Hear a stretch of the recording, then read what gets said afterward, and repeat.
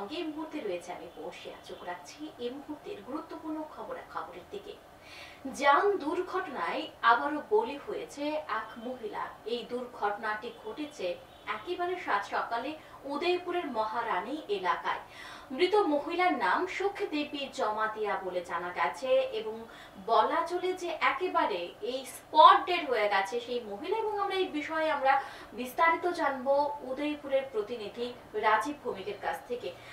রাজীব, এই যে সাত সকালে এক পথের বলি হলো এক মহিলা এবং এই যে গাড়িটি ধাক্কা দিয়ে পালিয়ে গেছে এই ঘাতক গাড়িটিকে কি আটক করা সম্ভব হয়েছে কিনা?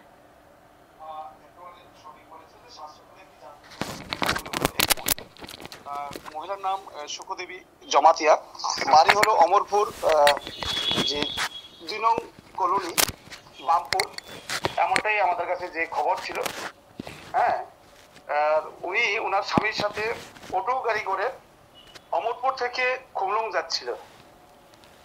তখনই মহারানী হাতিছড়া বলে জায়গা আছে, সেখানে উদয়পুর থেকে অমরপুর যাওয়ার একটি ট্রাক যার নম্বর ছিল TR031603, চালক ছিল গোপাল দাস। তখন গাড়ির সাথে সংঘর্ষ ঘটে এবং সুখদেবী তিনি ঘটনাস্থলে প্রাণ হারায় এবং ওনার স্বামী কর্মদয়াল জমাতিয়া আহত ছিলেন। ওনাকে স্থানীয়রা জনগণ উদ্ধার করে মহারানী হাসপাতালে নিয়ে যায়। অপরদিকে খবর পেয়ে উদয়পুরে যে দমকল কর্মীরা আছে একটি ইঞ্জিন নিয়ে ঘটনাস্থলে যায়।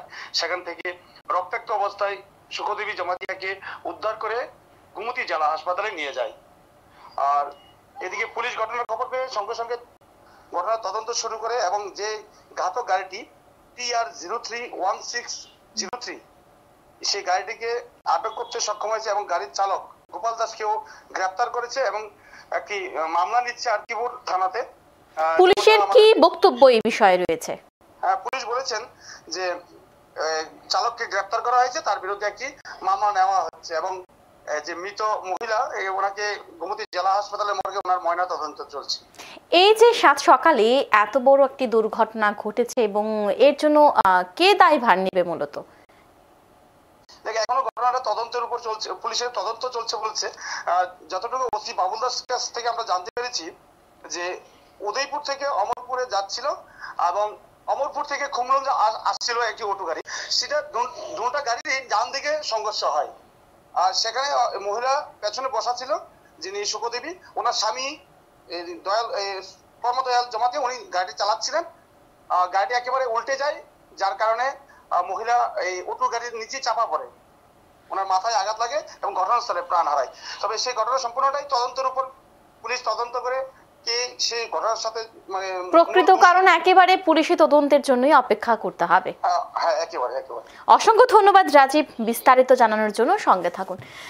একেবারে সাত সকালে যে দুর্ঘটনাটি ঘটেছে, ঘটনাস্থলে মৃত্যু হয়েছে সুখদেবী জমাতিয়া এবং প্রকৃত ঘটনার কারণ একেবারে পুলিশি তদন্তের পরই কিন্তু বেরিয়ে আসবে। আমাদের বিস্তারিত আমরা জেনেছি এই বিষয়ে এবং আরও কি বিস্তারিত বক্তব্য রয়েছে শুনবো একবার।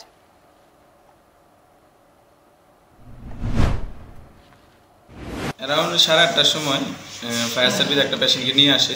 তখন পেশেন্টকে আমরা এক্সামিনেশন করি, দেখি যে এক্সপায়ার করেছে পেশেন্ট। তো এখন পুলিশ কল দেওয়া হয়েছে, দেখি পুলিশ আছে, পোস্টমর্টম করবে, তারপর বলা যাবে যে কী মূলত কি আপনার প্রাথমিক কি বুঝতে পারছেন, কীভাবে হলো এই ঘটনা? যতটুকু জানতে পেরেছি যে মহারানী বাজারে গাড়ি আরটিএ কেস আর কি, গাড়ির চাপাতে মাথা একদম কেজে গেছে। উনি কি মহিলা না পুরুষ? মহিলা, বয়সটা ঠিক জানা যাচ্ছে না, অ্যাপ্রক্স 35 এর মতন হবে। পরিচয় কিছু জানা যায় না? কিছু জানা যায় না। আমরা পুলিশ ইনফরমেশন পাঠিয়েছি, ওরা আসুক।